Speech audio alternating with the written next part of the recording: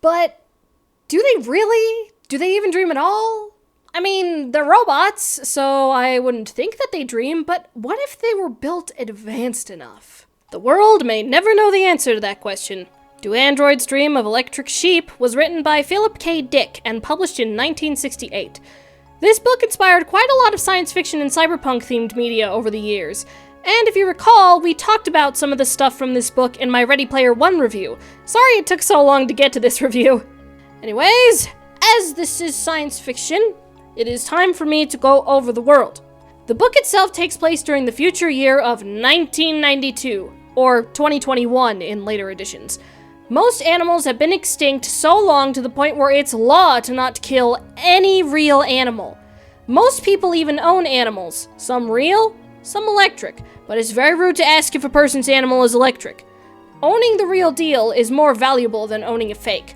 People even carry around boxes or empty little medicine bottles in hopes of catching spiders or frogs or any other kind of small creature they happen to run into. Also, Earth is so very overrun with radioactive dust that it's best for most people to just move to one of the off-world colonies, specifically Mars. However, you need to take a test to make sure your IQ is good enough to go to Mars. If you fail, you are deemed special. Specials are usually treated poorly and can fit into a few categories like ant heads or chicken heads. On Mars, the people can own androids that are built to serve them. However, at this point in time, androids are becoming so human-like that it's difficult to tell the difference between a man and an android without doing a test. At this time, the most recent model of androids is the Nexus 6, and the most recent test is the Voight-Kampff, which is meant to test for empathy. Androids do not feel empathy. Speaking of empathy, it is common for most people to own a mood organ, which can assign you a mood for a certain occasion, or an empathy box, which is used to help the user experience the upward climb by Wilbur Mercer, a religious figure. Most of the people in this world practice Mercerism. Using the empathy box is supposed to help humans experience empathy. I don't know if it works on androids or not, but I would suspect not. Anyways, back to the androids. Since they are now so advanced and starting to think for themselves, many of them run away from Mars to seek better life on Earth. The police hire bounty hunters to kill or retire any android found on Earth that's not already supposed to be there, as there are few companies on Earth that own androids. Our protagonist, Rick Deckard, is a bounty hunter for the San Francisco Police Department. The story begins in the home of Rick Deckard. He used to have a real sheep, but it later died of tetanus. Ever since then, he's been taking care of an electric sheep. Only him, his wife Erin, and their neighbor know it's electric. Rick has been hoping for another bounty hunting job to get enough money for a real animal, as real animals are very expensive. Well, his wish is granted. 8 Nexus 6 androids have escaped Mars, and so far 2 have been killed by Dave Holden, another bounty hunter working for the same department. Dave has been injured by one of the androids, so it's up to Rick to take the list and track down the androids.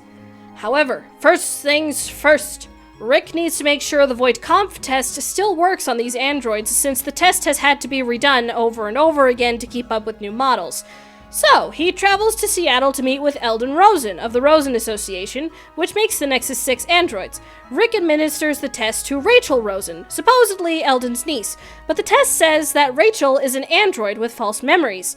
Eldon admits to the deceit to see if they could be fooled. Well, now that we know the test works, it's time for Rick to track down those androids.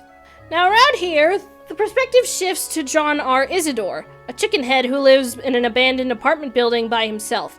He works for a company that specializes in repairing electric animals, but they tell everyone they're an actual pet hospital. There's actually an instance where Isidore mistakes a real cat for an electric one. Anyways, back to his apartment. He hasn't had any neighbors at all until one day a girl comes in. She at first claims to be Rachel Rosen, but then admits that her name is Pris Stratton. We'll come back to that in a moment. Rick returns to San Francisco, and his first target is an android by the name of Polikov. He finds Polikov disguised as a Soviet police contact.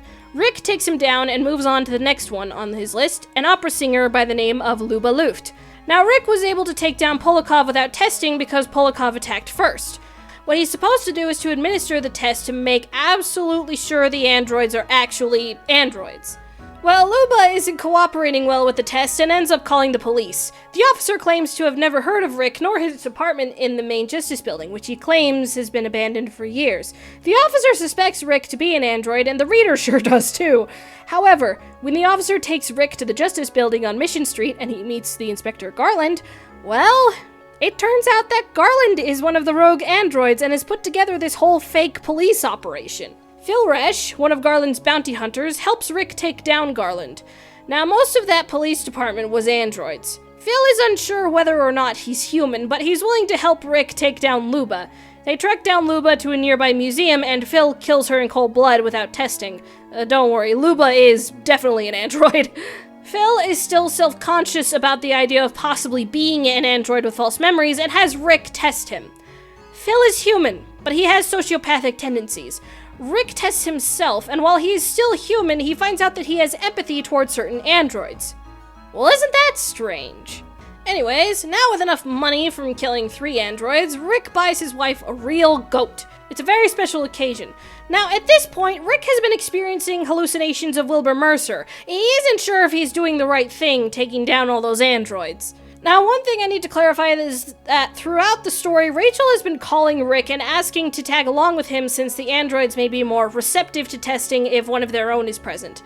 Rick doesn't think that's a good idea. However, now that he's killed 3 androids and needs more information on android psychology, he calls up Rachel and asks to meet with her.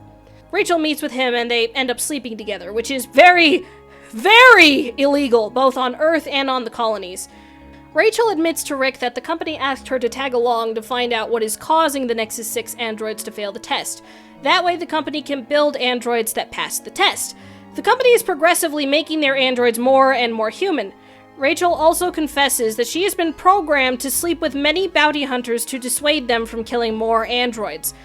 Well, she hasn't dissuaded Rick, as he has 3 more on his list.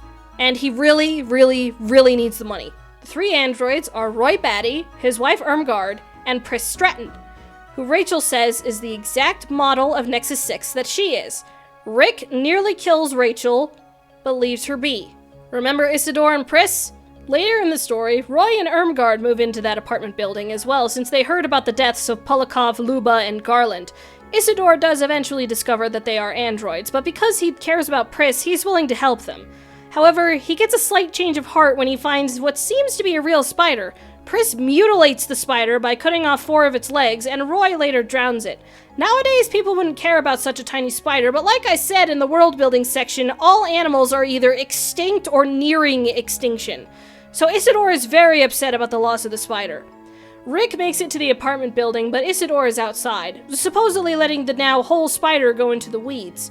Isidore did use the empathy box before going outside, so maybe he's hallucinating? Who knows? We'll get back to that later.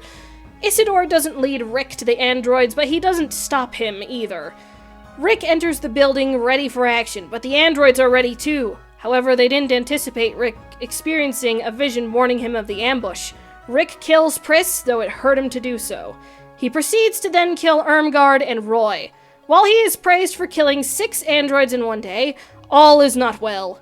Not long ago, Rachel stopped by Rick's house and killed the goat. Erin did call the police, but she was already gone. Rick is naturally upset when he finds out and goes out for a drive near the border of Oregon.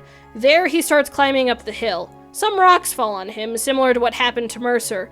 Rick even believes himself to be Mercer briefly. However, Rick doesn't climb to the top of the hill where Mercer is supposed to die. Rick gets down and ends up finding a toad. He takes the toad back home to Erin. Erin discovers that the toad isn't real, but electric. Rick is disappointed, but he claims he would have liked to know. Erin ends up getting stuff to take care of it, while Rick gets some well-deserved rest. Well, let's analyze. There's definitely a lot in the story about empathy and what constitutes being human. It's actually pointed out in the story that androids seem to want to live more than humans do. However, there is one important thing that androids lack: empathy. Most of them don't seem to have empathy toward each other. The only ones who seem to care at all for each other are Roy and Irmgard. But who knows? Maybe that was simulated. I also find it fascinating that the Rosen Association is continuously trying to make androids that seem more and more human, but the one thing they can't seem to program in fully is empathy. Also, there may be another reason why androids want to live so badly. They only have a lifespan of 4 years. It does make you think about how one would feel if they knew they had that short of a lifespan. There is one thing I failed to mention in the summary. There's a public figure who appears on TV in this world called Buster Friendly. Near the end of the story, he ends up discovering that the experience with Wilbur Mercer was faked. It wasn't a real experience, it was a short film, and Wilbur Mercer is not a real person. Buster basically announced to the world that Mercerism is false. The androids also interpret it to mean that empathy itself is false, which we as human beings know is not true in the slightest. And that's further proven by Rick and Isidore's experiences, and even Erin's experiences prove that empathy is still real. The androids even reveal that Buster Friendly himself is an android. While Erin doesn't appear much in the story, she does have a small arc. In the beginning, she starts scheduling depression on the mood organ for herself. The reason being is because she wants to feel something other than happiness, but like Rick says, purposefully setting it to depression defeats the purpose of a mood organ. By the end of the book, Erin doesn't feel the need to use the mood organ anymore to regulate her emotions, and instead decides to just let herself feel them. She didn't want to rely on the mood organ. Rick ends up in the same boat despite him getting the most use out of it in the beginning. Now, I want to go over the Wilbur Mercer experiences that Rick and Isidore went through. It's never specified what's going on during these moments. Wilbur Mercer saved Rick's life when he entered the apartment building to finish his job. Was it a hallucination, or was someone really following him around? It's unknown. But in my personal opinion, I think it was a hallucination that was a result of using the empathy box. I'm pretty sure everyone else has a different interpretation of what happened there, but that's my theory. I know this also ties back to androids again, but there's some foreshadowing throughout the book that I found fascinating. During Isidore's story, where he mistakes the real cat for an electric one, I think it's foreshadowing to how he sees Pris. He knows there's something odd about Pris, but he doesn't find out they're androids until Roy and Irmgard come and basically admit it. Just like how Isidore didn't know the cat was real until his boss told him. It's an interesting parallel. Also, I know what some of you may be thinking. What about mental patients or humans with psychopathy? Can they pass the Voight-Kampff test? Yes, they can. We saw that with Phil. It's even stated in the story that many people were worried about something like that happening with the test. And we saw it happen with the electric animals. The technology is so good on humans and creatures. Do you think eventually in that world it would be impossible to differentiate between human and android?